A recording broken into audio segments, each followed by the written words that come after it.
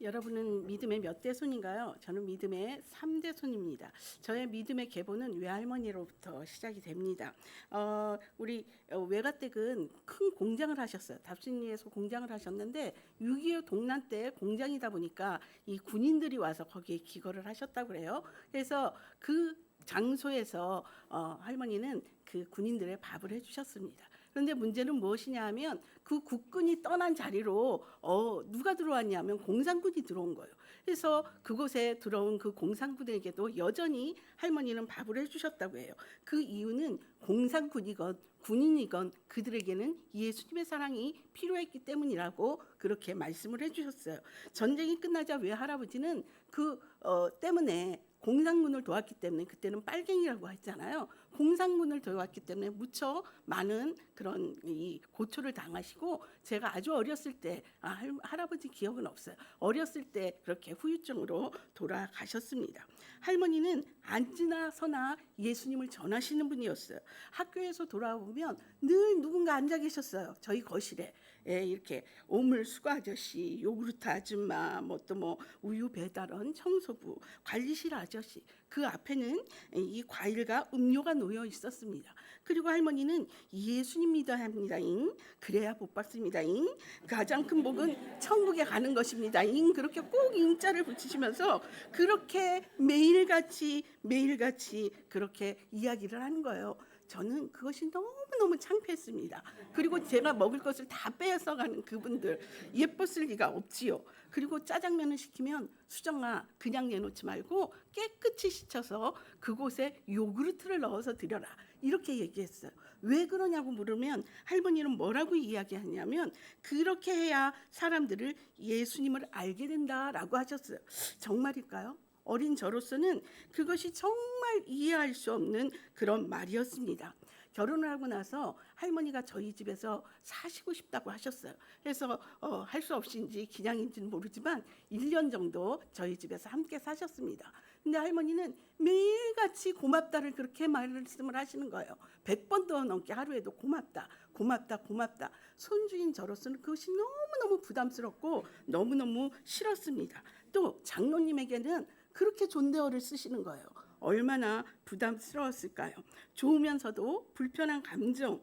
지금 생각해 보면 할머니가 저희 집에서 사셨던 이유가 돌아가실 날이 멀지 않아서 돌아가시기 전에 예수님의 방법으로 살아가는 것이 어떤 것인가를 보여주시려고 몸소 그렇게 저와 사시지 않았나라고 생각해 봅니다.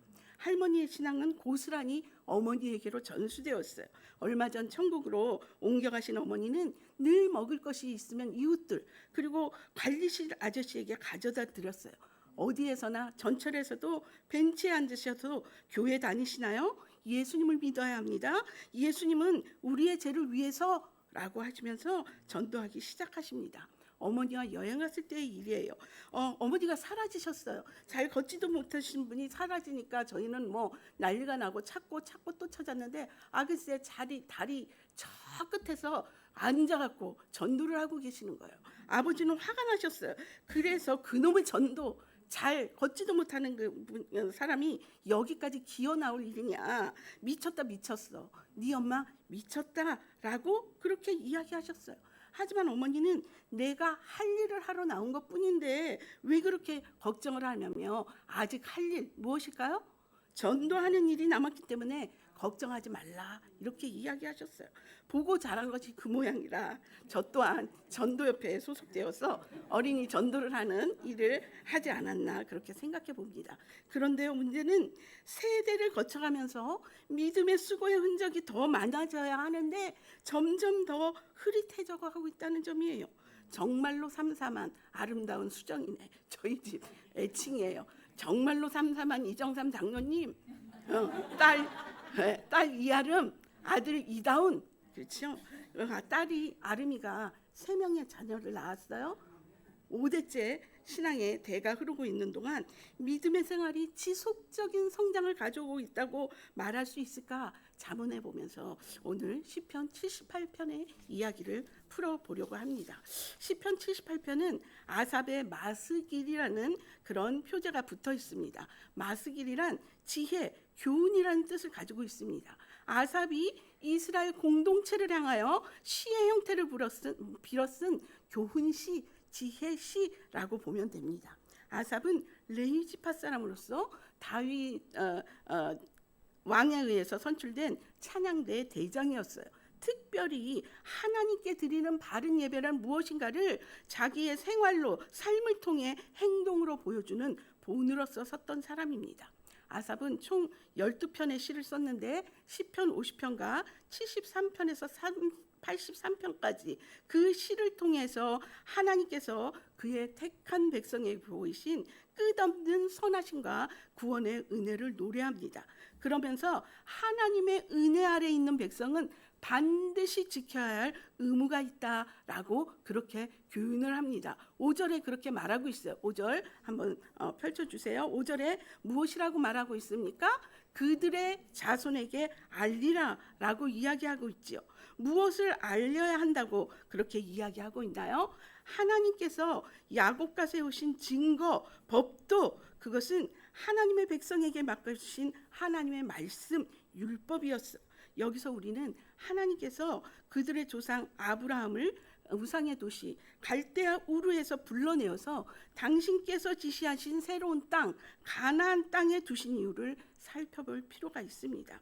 죄악의 땅에서 이렇게 떠나게 하셔서 거룩한 땅 시온에 거하게 하신 그 이유는 세상이 더 이상 하나님을 알지 못하는 그런 세상이 되었기 때문입니다. 사실 가나안 땅은 젖과 꿀이 흐르는 땅이 아니에요. 도무지 사람이 살아갈 수 없는 황무지였어요. 주변의 나라가 영토를 넓히기 위해서는 반드시 밟고 지나가야 하는 땅, 마치 일본이 중국이나 그 위의 땅을 차지하기 위해서, 정복하기 위해서 우리나라를 짓밟고 갔어야 했던 그런 것처럼 이 전쟁이 끊일 수 없는 땅이 가나안 땅이었어요. 하나님의 보살피심, 하나님의 도우심, 함께하심, 지도하심이 없으면 도무지 살아갈 수 없는 땅이 바로 가나안 땅이었던 거죠. 그 땅에 하나님은 당신의 백성을 두시고 하나님의 백성으로 살아가도록 이 율법을 주시면서 세상과는 다르게 살아갈 것을 명령하셨어요. 세상과 구별되어 거룩한 백성으로 살아가는 법, 그것이 하나님의 법, 율법입니다. 하나님은 거룩하게 구별된 그들 백성과 언약하셨어요. 어떻게 언약하셨냐요? 출애굽기 19장을 통해 언약하셨어요.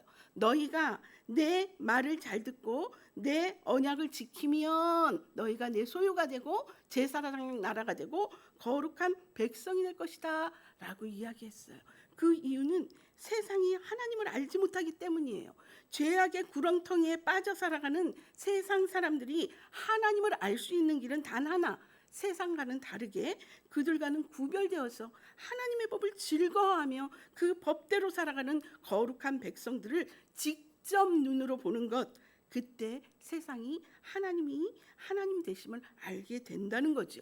그러기 위해서 그들이 반드시 해야 할 일이 있었어요. 그것은 신명기에서 이야기해주고 있어요. 신명기 6장 4절에서 6절 세마 이스라엘아 들으라 라고 하신 말씀이죠. 거기에 보면 오늘 내가 내게 명하는 이 말씀을 너는 마음에 새기고 부지런히 내 자녀에게 가르치라 라고 명령을 하고 있습니다. 먼저 내가 조상들에게서 배워 알게 된 그 말씀을 마음에 새겨야 한다는 거예요. 이것은 머리로만 아는 것을 이야기하지 않습니다. 들어서 배워 알게 된 그 말씀대로 살아가는 것을 의미합니다. 본이 되어 자녀에게 부지런히 가르쳐야 함을 의미합니다. 지금도 이스라엘 백성들은 아침에 일어나면 아무 말도 하지 않고 제일 먼저 무엇을 하나요? 여기 그림에 나와 있지만 하나님의 말씀이 새겨진 경문을 이렇게 이마에 붙이고 팔에 맵니다.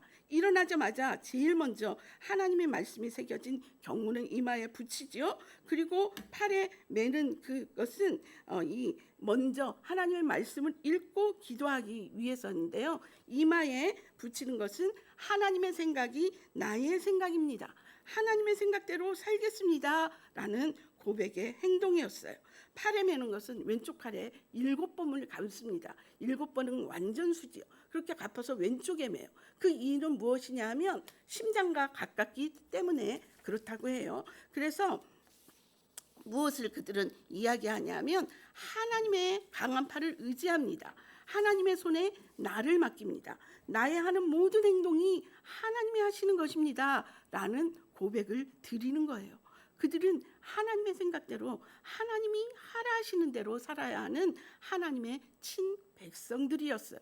그리고 또 집 이렇게 현관문이나 방문 오른쪽에 이스라엘아 들으라 라는 그 세마의 말씀을 적은 것을 이 통에 담아요. 이걸 메주자라고 하는데 그 통에 담아서 나갈 때도 쓰다듬고 들어올 때도 쓰다듬습니다. 그렇게 하고 그 쓰다듬은 후에 그 손을 입에 갖다 댑니다. 그들은 그렇게 하나님의 말씀에 경외합니다. 하나님의 말씀만을 경외합니다. 존경합니다. 말씀대로 따라 살겠습니다 라고 표시하며 하나님의 말씀대로 살아가겠다고 의지를 다집니다. 부모에게서 전수받은 그것을 내가 받아 그대로 살아가고 그 모습을 보고 그들의 자녀가 배워진 그 말씀대로 그렇게 살아가도록 힘써 가르칩니다. 진심으로 그렇게 살아간다면 하나님은 복을 주실 것이고 그 모습을 보고 세상이 하나님을 보게 되는 거지요.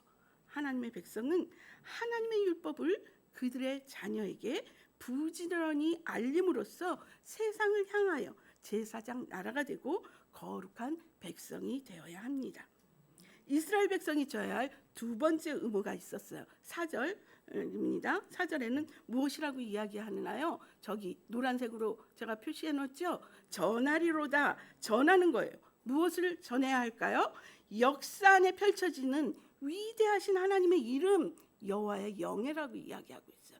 그 위대하신 하나님의 이름과 그리고 과거 조상들의 삶 속에 펼쳐놓으신 하나님의 능력, 하나님이 행하신 그 위대한 기이한 행위들, 그것을 3절은 무엇이라고 이야기하냐면 그 뭐라고 이야기하고 있어요? 그것은 비밀이다. 비유로 말해졌다. 예로부터 감추어진 것이다. 수수께끼와 같은 것이다. 그런 말이에요.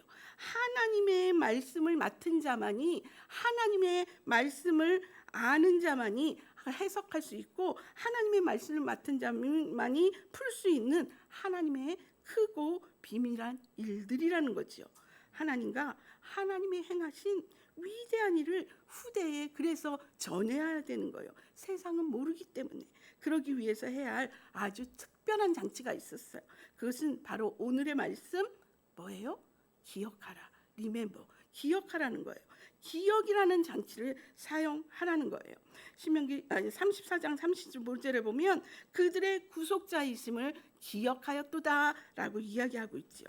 시편에서 두 번째로 긴 시 78편을 읽노라면 하나님이 이스라엘 백성에게 행하신 수많은 인자하심을 볼 수가 있습니다. 12절서부터 여러분 성경을 눈으로 따라오면서 보십시오. 하나님의 인자하심이 펼쳐지고 있습니다. 12절에 기이한 일을 그들의 조상들의 목전에서 행하시되 13절은 바다를 갈라 지나가게 하셨으며 14절 인도하셨으며 15절 마시게 하셨으며 16절 물이 강같이 흐르게 하셨으나 여러분 여기에 뭐라고 이야기하고 있나요? 나라고 얘기했어요. 그러나 그럼에도 하지만 뭐예요? 반전이 나올 것이 예상되어지고 있죠. 그 큰 은혜를 경험하고도 백성들은 여전히 10절 말씀입니다. 우리 함께 읽어볼게요. 시작. 그들이 하나님의 언약을 지키지 아니하고 그의 율법을 준행을 거절하며 17절에는 지존자를 배반하였도다. 18절에는 하나님을 시험하였으며 19절 하나님을 대적하여 말하기를 이라고 이야기하고 있어요. 세상에 이게 무슨 일입니까? 참 염치도 없는 행동을 하고 있죠. 그들이 그렇게 된 이유를 아삽은 11절에서 말하고 있어요. 한번 읽어볼까요? 시작. 여호와께서 행하신 것과 그들에게 보이신 그의 기이한 일을 잊었도다. 자녀에게 부지런히 알게 하지 않았기 때문에 그들이 잊어버렸다. 기억하지 못했다. 아니 기억하기를 거부했다는 거예요. 그래서 폐역한 세대가 되고 말았다는 거예요. 계속해서 성경을 따라와 보세요. 22절은 그들이 하나님을 믿지 아니하고 그의 구원을 의지하지 아니하고, 32절은 여전히 범죄한 가운데 있고 하나님의 기이한 일들을 믿지 아니한다라고 평가하고 있어요. 여러분, 우리라고 다를까요? 기억해야 해요. 하나님의 구속의 은혜를 잊어버리고 방탕한 길로 갔던 이스라엘 백성들의 그 역사 속에서 우리는 배워야 합니다. 그 길은 패망의 길이요 멸망의 길입니다. 하지만 과거의 패망을 거울 삼아서 돌이켜, 멸망의 길에서 돌이켜 하나님을 찾고 구하면 하나님께서 반드시 회복시키실 것 또한 우리는 기억해야 돼요. 히스토리, 여러분 히스토리가 무슨 말이에요? 히즈, 네, 히즈 그분, 그죠? 하나님의 스토리, 이야기, 역사라고 이야기하고 있잖아요. 하나님의 이야기가 역사입니다. 세상은 그분의 이야기 안에 있습니다. 특히 하나님의 백성은 그분의 구속의 이야기 속에서 살아가는 사람들입니다. 여러분, 그분을 기억해야 돼요. 그분이 하신 일을 기억해야 돼요. 7월 첫 주에 담임 목사님께서 선포하신 말씀 기억하십니까? 신명기 16장을 통해서. 기억하시죠? 헤아리고 기억하고 나눕니다 라는 말씀을 주시면서 과거 내 삶을 통해 주신 하나님의 은혜, 그리고 올해 상반기 동안 6개월 동안 우리 에덴교회에 베푸신 하나님의 은혜, 특별히 시편 77편 11절을 읽으시면서 죄에서 건져내사 영생의 삶으로 인도하신 하나님의 그 크신 은혜를 기억하라라고 하셨어요. 기억하시죠? 라고 물으면 그냥 웃지요. 그죠? 기억하지 않으시다면 다시 한번 찾아 들어보세요. 여러분, 기억하다. 자, 기억하다의 히브리어 자카르는요, 어떤 뜻을 가지고 있냐면 단순히 메모리, 암기를 말하지 않습니다. 주의를 기울여, 여기 나오지요. 주의를 기울여 살피고 마음에 새기고 기억한 바대로 행동하는 것을 의미합니다. 신명기 32장 7절은 옛날을 기억하라라고 명령하고 있어요. 이것은 과거 역사 속 사건을 통해서 교훈을 얻어 삶의 행함으로 나타내라는 뜻을 가지고 있어요. 잘못된 역사를 대할 때는 주의를 기울여서 깨달은 바대로 그 행위에서 돌이키기를 배우고, 또 본이 되는 역사를 대면할 때는 그 본을 본받기 위해서 인내로 고난을 감내하며 같은 행위를 나타내며 살기를 배워야 합니다. 기억하라는 명령은 단순한 암기가 아니라 기억한 대로 행하는 것임을 꼭 기억하세요. 기억하라는 자카르는 또 기념하다라는 뜻도 가지고 있습니다. 여러분은 기념일 잘 챙기시나요? 성경 곳곳은 기념할 만한 이름, 또 칭호, 표호라는 말로 하나님과 그분의 하신 일을 기억하라라고 그렇게 명령하고 있습니다. 기념해야 할 대표적인 것들이 무엇이 있나요? 절기들, 이스라엘의 절기들, 유월절, 장막절, 초막절과 같은 절기들, 그리고 기념비가 있었어요. 여러분, 대표적 기념비는 여호수아 3장에서 4장의 사건에 나타납니다. 출애굽한 백성들이 가나안 땅 입성을 앞두고 요단강을 마른 땅같이 건넌 후에 어떻게 해요? 12지파의 대표가 다시 그 가운데 요단강 한가운데로 다시 들어가서 가지고 나온 그 12개의 돌무더기, 쌓아놓은 그 12개의 돌무더기, 이것이 중요한 기념비가 되는 이유를 여호수아 4장 6절 7절은 이렇게 말합니다. 너희 자손들이 물어 이르되 이 돌이 무슨 뜻이냐 묻거든 어떻게 알아? 이야기해 주라 이거예요. 후대 자손들이 과거 조상들에게 행하신 하나님의 기이한 일을 눈으로 본 듯이 경험한 듯이 보게 하기 위해요. 기념비를 세우라는 거죠. 하나님, 그죠? 하나님 자신과 하나님이 하신 업적을 기리고 받드는 것, 이게 찬송의 진정한 의미예요. 여러분, 찬송 부릅시다. 그러면 그냥 부르는 게 아니라 읽어볼까? 시작. 하나님과 하나님이 하신 업적을 기리고 받듬, 이것이 찬송의 진정한 의미라는 것을 기억할 필요가 있어요. 하나님 되신가? 내 일평생을 통해, 내 가족을 통해, 교회를 통해 하나님이 하시는 그 하나님의 사역을 부지런히 자녀에게, 그 자녀는 또 그 자녀에게 그렇게 후대에 알리는 얘기가 하나님의 백성이 해야 할 마땅한 의무라는 거죠. 기억하다의 헬라어 그 의미에는 좀 더 폭넓은 의미가 담겨져 있어요. 자, 거기에 죄송해요. 기억하다의 그 의미에는 조금 더 폭넓은 의미가 있는데, 마음에 새기고 언급하고 묵상하고 되뇌이고 곱씹고 계속 생각하고 기록하다라는 의미까지 확대가 됩니다. 하나님의 말씀을 마음에 새기고 자주 말하고 잊지 않기 위해서 반드시 해야 될 거, 그건 무엇이라고요? 기록하라는 거예요. 기록하라. 이 일을 하기에 가장 적합한 사람은 누구일까요? 여러분, 장로교의 효시자, 우리가 가장 잘 아는 칼빈. 네, 칼빈은요, 가정을 하나님 중심으로 살아가기 위한 교육의 훈련장으로 이해했어요. 하나님 중심으로 살아가기에 교육이 시작되는 첫 시발점이 바로 가정이라는 거죠. 그래서 칼빈의 목회 철학은 부모를 교사로 임명합니다. 부모가 해야 할 가장 첫 번째 역할은 자녀를 하나님의 말씀으로 양육하는 교사로서의 역할이라고 규정하고 있는 거예요. 여러분이 하나님이 맡겨주신 자녀를 책임지고 있는 부모, 교사라면 하나님의 말씀대로 살아가는 본을 보임으로써 자녀들에게 어떻게 살아가야 할 건지를, 어떻게 살아가야 할지를 가르쳐야 한다는 것이죠. 때문에 하나님의 말씀으로 하루를 시작하고 거동해야 합니다. 하나님의 말씀이 나를 이해하고 하나님의 말씀이 나의 생각을 지배하고 하나님의 말씀이 나의 행동을 결정짓도록 만들어야 합니다.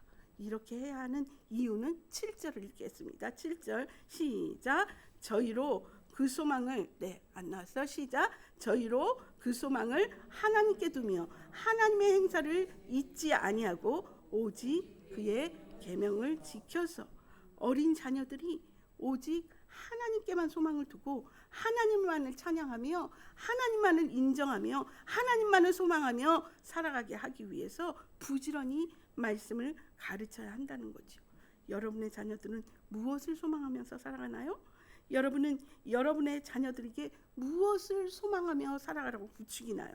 혹시 돈, 명예, 권력, 이러한 세상에 썩어질 것들을 소망하며 살아가도록 부추기지는 않나요? 세상 교육은 도리를 지키며 살아가는 것을 최고의 이상적인 삶으로 가르칩니다. 사람이 도리를 지키며 사는 것 참으로 중요하죠. 부모와 자녀 간에, 스승과 제자 간에, 상사와 부하 직원 간에, 친구 간에 지켜야 할 도리를 지키는 것은 아주 중요한 덕목입니다. 하지만 어떤 사람들은 도리를 땅바닥에 떨어뜨려서 짓밟고 다닙니다. 도리는 무슨, 도리보다는 일리지. 일리가 있어야, 이치에 맞아야, 합당해야, 합리적이어야 행동을 합니다. 하지만 인리보다 더 추구하는 것이 있어요. 그건 무엇일까요? 편리. 여러분, 이치에 맞는 일도 편리해야 선택합니다. 그런데 편리보다 더 좋아하는 리자가 있어요. 그게 무엇일까요? 예? 무엇일까요? 안 가르쳐주고 끝내고 싶은데 무엇일까요? 재리예요. 재리 앞에서는 편리하지 않아도, 합리적이지 않아도, 이치에 맞지 않아도, 일리가 없어도, 도리에 어긋나도 선택합니다. 승진을 위해서 뇌물을 씁니다. 일을 따내기 위해서 부정을 저지릅니다. 청탁과 탈세를 두려워하지 않습니다. 온갖 거짓과 술수가 난무합니다. 하나님의 자녀지만 월요일서부터 토요일까지는 세상 사람들과 똑같은 방식으로 살아가기를 즐깁니다. 주의를 거룩히 지키는 것보다 당장 내일로 다가온 시험이 더 중요합니다. 시험 기간에는 예배에 빠지는 것이 더 현명하다고 생각합니다. 그렇죠? 우리는 한 인물을 통해서 이러한 삶의 경적을 울릴 필요가 있습니다. 에릭 리드. 그는 달리기 선수입니다. 영국의 100m 달리기 국가대표 선수로 1923년 8회 파리 올림픽에 출전하였습니다. 그런데 100m 달리기가 주일날 있는 거예요. 그러자 그는 경주를 포기합니다. 모든 영국인들의 적이 되기를 선택한 거죠. 국가에 대한 도리, 국민에 대한 도리가 아니죠. 일리가 없는 행동이죠. 도대체 합당하지 않는 행동을 지금 하고 있는 거예요. 주일날 경기를 하면 좀 어때요? 없을 수 없잖아요. 그죠? 하나님도 이해하지 않을까요? 국가를 위한 일인데. 하지만 그는 타협하지 않습니다. 그는 말합니다. 나는 달린다. 오직 무엇을 위하여? 하나님의 영광을 위하여. 달리기 선수가 된 그 이유가 이에 하나님의 영광이 있었기 때문입니다. 하나님은 그를 통하여 영광을 취하셨어요. 주종목이 아닌 평일에 열린 200m에서 동메달을, 400m에서 세계 신기록을 세우며 금메달을 목에 걸게 하심으로써 모든 세상 사람들에게 하나님의 살아계심을 선포하셨습니다. 한 사람, 하나님의 방법대로 다르게 살아가는 그 한 사람을 통해 세상이 하나님을 보았습니다. 이들이 고백합니다. 처음 200m까지는 제가 할 수 있는 한 최선을 다해 달렸고, 다 같이 읽어볼까요? 시작. 나머지 200m는 하나님의 도우심으로 더 힘차게 달릴 수 있었습니다. 정말 멋진 말 아닙니까? 20년 전쯤에 중고등부 수련회에서 공동체 훈련을 하면서 공부를 해야 하는 이유에 대해서 물었어요. 어디? 여기 옆에 교육관. 그러니까 우리 교회 애들이에요. 지금 제가 누구누군지 다 알고 있지만 안 얘기하려고 그럽니다. 1위가 무엇이었을까요? 돈을 벌기 위해서였습니다. 무엇 때문에 돈을 벌려 하는가? 제가 이렇게 물었습니다. 그랬더니 뭐라고 대답을 했을까요? 잘 먹고, 맞아요. 여러분도 그러잖아요. 잘 먹고 잘 살기 위해서였어요. 당시 실제로 모 주간지에서 장래 희망에 대해서 설문조사를 하였습니다. 초등학교 3,111명을 대상으로 설문조사를 한 결과 1위는 타짜, 2위는 사채업자. 그들이 이 직업을 선호하는 이유는 1위가 한 방이면 되니까. 2위가 놀라지 마세요. 남 등쳐먹고 사는 것이 재미있어서. 이거 실제로 주간지에 나온 거예요. 그런 대답이 나왔어요. 물론 당시 드라마가 쩐의 전쟁, 영화 타짜가 이렇게 끼치는 영향력 때문에 이런 결과가 나왔습니다. 하지만 여러분, 요즘 아이들이라고 다를까요? 더하면 더했지 줄어들지는 않았을 거라고 생각합니다. 요즘 청소년들이 즐겨 쓰는 단어가 있어요. 플렉스하다. 무슨 뜻인지 여러분 알고 계십니까? 도끼라는 그 래퍼가 한 달에 부가세 미포함 696만 9천 원짜리 128평 호텔에 삽니다. 3억에서 5억 원짜리 외제차를 9대나 가지고 있고요. 슬리퍼 한 개의 값이 100만 원이 넘습니다. 플렉스를 하다란 바로 이러한 아주 고가의 물건을 사서 나 오늘 플렉스 했어라고 자랑스럽게 너스레를 떠는 행태를 말합니다. 전 재산을 들여서라도 플렉스 해보고 싶다는 헛된 바람이 청소년들의 마음속을 헤집고 다닙니다. 그렇게 살면 성공한 걸까요? 행복할까요? 우리 아이들에게는 골드가 아닌 갓, 하나님이 필요합니다. 넘겨주세요. 골드가 아닌 하나님. 콜럼버스가 신대륙을 발견한 이후에 수많은 사람들이 저마다의 꿈을 안고 신대륙으로 몰려왔습니다. 한 부류는 금과 향을 얻기 위하여 중남미와 남미로, 또 한 부류는 신앙의 자유를 찾아 북미로 건너왔습니다.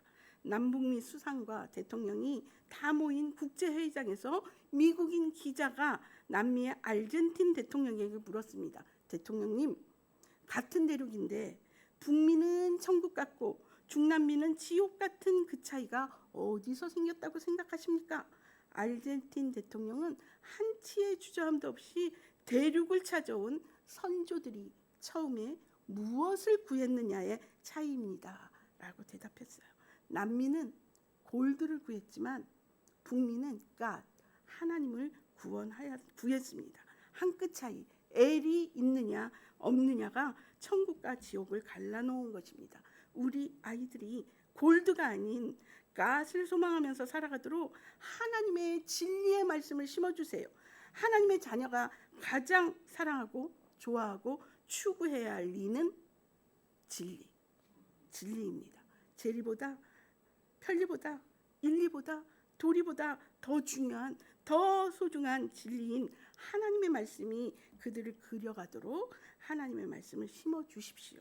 사느냐 죽느냐 그것이 문제로다. 셰익스피어 햄릿에 나오는 대사지요.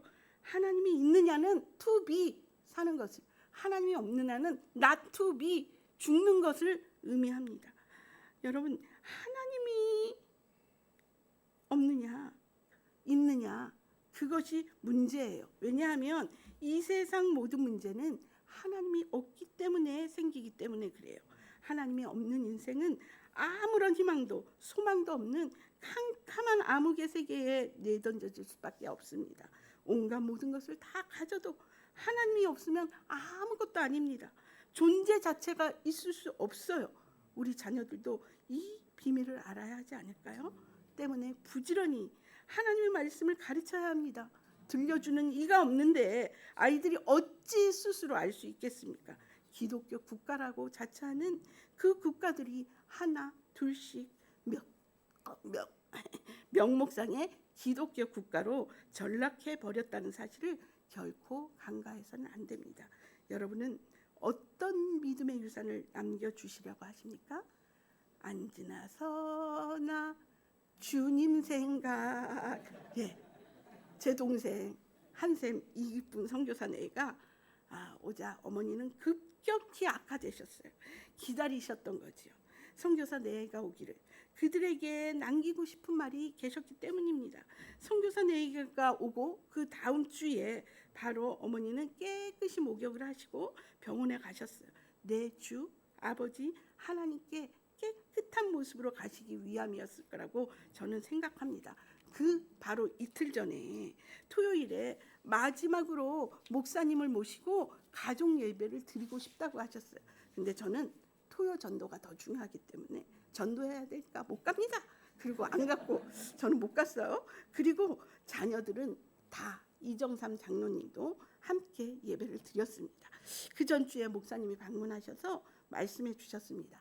정경자 권사님이 모든 금은 폐물을 다 헌물하시면서 이것을 팔아 해외에 교회를 건축하는데 사용해 달라고 하셨대요. 그것이 불씨가 되어 캄보디아의 교회가 건축되고 있노라고 그렇게 이야기하시면서 건축되고 있는 교회 사진을 보여주셨어요. 그러면서 권사님 빨리 나오셔서 캄보디아의 교회 설립 예배에 함께 가셔야지요 라고 말씀하셨어요. 그 금액이 1,200만 원이 넘는다고 제가 아버지에게 며칠 전에 그렇게 들었습니다. 어머니는 가실 수 없지만 대신 아버님이 8월에 예배를 드리러 가십니다. 어머니의 마지막 모습은 역시 전도자의 모습이었어요. 전도자의 모습이요. 아마도 태어나면서부터 가장 먼저 들으신 말이 예수님 믿어야 합니다. 이었기 때문에 가시는 그 모습도 예수님 믿어야 합니다. 였지 않을까 생각해 봅니다. 어머니가 운명 대기실인 간호사실 옆에 그리로 옮겨지시고 저는 운명 대기실이라는 거 처음 알았어요. 옮겨지시고 숨이 가빠 말을 못하시면서도 간호사와 의사 선생님을 향하여 간신히 말씀하시더랍니다. 예수님 믿고 구원받으세요. 꼭이요. 이 늙은이의 마지막 소원입니다. 그렇게 이야기를 하시더래요. 그들의 눈에 비친 엄마의 모습은 아마 지독한 예수쟁이였을지도 몰라요. 저희 내에는 그때 해외여행차 필리핀에 있었어요. 위독하시다는 소리를 듣고 다 접고 바로 다음날 귀국했습니다. 어머니는 교회 목사님, 장로님, 권사님들을 차례로 만나셨대요. 한 사람씩. 목사님께는 성경을 펼쳐보라 하시면서 거기에 봉투를 꺼내주세요라고 이야기를 하셨대요. 30만 원이 들어있다고 하셨어요. 10만 원은 연말까지의 여전도 회비이시고 그때까지 못 사시겠다고 여전도 회비시고 10만 원은 인터넷 예배를 드리시면서 알게 된 누구누구 집사님의 갓 태어난 아기에게 주고 하나님의 자녀로 태어난 것을 축하하신다면서 10만 원은 교회에서 가장 어려운 성도에 주시라고 부탁을 하면서 목사님께 은혜를 많이 입었다. 사랑으로 말씀을 전해주셔서 감사하다고 하셨대요. 하나님은 이 운명 대기실에 계셨던 만 이틀 동안 모든 친척들 한 분 한 분을 만날 수 있도록 그렇게 축복을 주셨습니다. 사실 운명 대기실은 아무도 못 들어가요. 들어갈 수 없는 곳이에요. 그런데 사람들이 연신 드나들었지만 간호사 어느 누구도 방해하지 않으셨답니다. 대신 한 사람씩만 들어가라고 그렇게 이야기했대요. 이건 기적이에요. 어머니는 사랑하는 친정 동생들, 신우들, 조카들, 조카 사이, 심지어는 조카 이 손자들까지 다 만나셨어요. 한 사람 한 사람씩 한결같이 마지막에 하신 이야기는 예수님을 잘 믿어야 한다.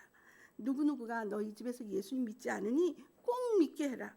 사랑하면서 살아라. 고맙다. 더 사랑하지 못해 미안하다. 섭섭하게 한 일이 있으면 용서해 주라. 우리 딸 아름이에게는 신앙으로 세 자녀를 키워라. 시부모님께 잘해라. 남편을 사랑으로 잘 섬겨라. 고맙다. 사랑한다. 제가 거의 마지막에 배웠는데요. 저에게는 기도하고 사역해라. 기도하지 않고 사역하는 것은 죄다. 사랑으로 사역해라. 사촌동생들이 고백합니다. 외숙모가 믿는 예수님이라면 고모들이 고백합니다. 언니가 믿는 예수님이라면 한번 믿어볼게요.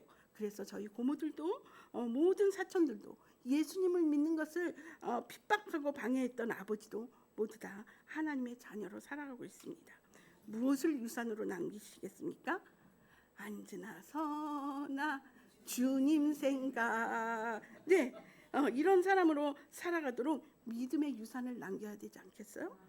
앉으나 서나 주식 생각, 앉으나 서나 자녀 생각이 아니라 여러분 앉으나 서나 자녀 생각하셔야죠. 앉으나 서나 남편 생각하셔야죠. 이런 생각을 하시는 분이시라면 내가 만든 이 음식을 먹고 내가 빨아 깨끗하게 한 이 옷을 입고 자식이 남편이 사랑하는 식구들이 친구들이 이웃이 앉으나 서나 주님 생각을 하며 살아가도록 믿음의 유산을 남겨주셔야지요. 그러기 위해서 기억하세요. 포기할 줄 알아야 합니다. 포기는 배추 살 때만 하는 거죠? 아니요. 여러분 자녀를 위해 포기하세요. 자녀는 내 것이 아니라 하나님이 잠시 동안 내게 맡겨주신 하나님의 기업이기 때문에 그렇습니다. 내 것이 아니라 포기해야 합니다. 포기란 기로 시작하는 4가지를 이야기해요. 첫 번째 기는 무엇일까요? 첫 번째 기는 기억하라는 거예요. 기억하세요.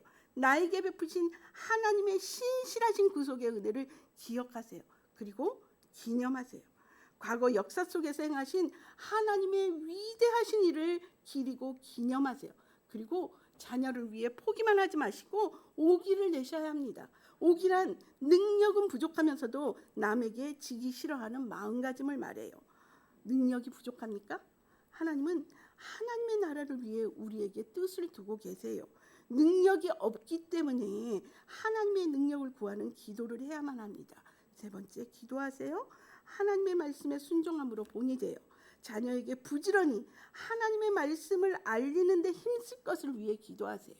자녀가 남편이 이웃이 나를 보고 하나님을 알 수 있도록 본이 되는 삶을 살기 위해 기도하세요. 그리고 기다리세요. 하나님이 하실 때를 기다리세요. 나의 때와 하나님의 때는 다릅니다. 나의 생각과 하나님의 생각이 다를 수 있어요. 하나님의 생각에 나를 맞추세요. 그것이 기다림의 은혜입니다. 그리고 기대하세요. 하나님의 하실 일을 믿으며 기대하세요. 다르게 사는 내 모습을 보고 나의 자녀가, 나의 남편이, 목사님이, 장로님이, 권사님이, 집사님이, 교회 자녀들이, 우리 모든 교회 성도가 세상으로부터 구별된 거룩한 하나님의 자녀로 살아갈 것을 기대하세요. 이렇게 살아갈 때 우리의 자녀가 하나님께 소망을 두어 세상과 구별된 거룩한 하나님의 사람으로 살아가게 됩니다. 이렇게 할 때 세상이 하나님을 봅니다. 주신 말씀을 생각하며 우리 함께 기도하도록 하시겠습니다.